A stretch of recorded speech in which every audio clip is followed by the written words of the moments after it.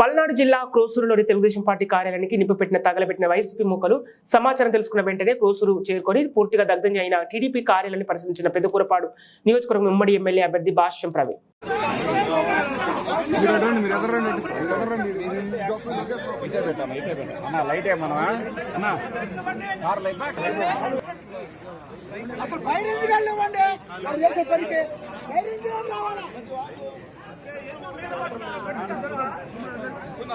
పెదకూరపాడు నియోజకవర్గం మా తెలుగుదేశం పార్టీ కార్యాలయాన్ని కోసూరు పట్టణంలో వాళ్ళు వైసీపీ మూకలు ధ్వంసం చేసి వీటిని పందిరిని కాల్చడం జరిగిందండి. ఆ విజువల్స్ మీరు ఇందాక చూశారు.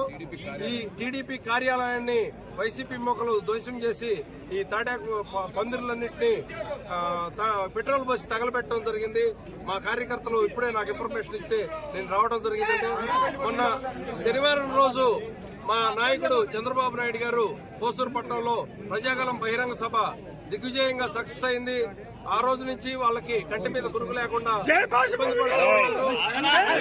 వారు దానిలో భాగంగా నిన్న ప్రెస్ మీట్ పెట్టి మా నాయకుడిని అతను విమర్శించడం, ఎట్లా పడితే అట్లా మాట్లాడటం జరిగిందండి. వాళ్ళ ఓటమి వాళ్ళు అంగీకరించినట్టే. వాళ్ళు ఓటమి అంచున ఉండారు.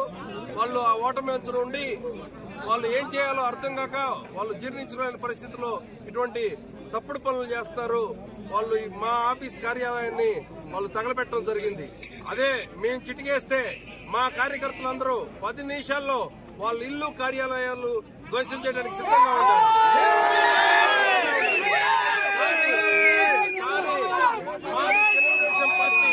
క్రమశిక్షణ కలిగిన పార్టీ, మా తెలుగుదేశం నాయకుడు క్రమశిక్షణ కలిగిన నాయకుడు, మా పార్టీ తెలుగుదేశం పార్టీ క్రమశిక్షణ కలిగిన పార్టీ.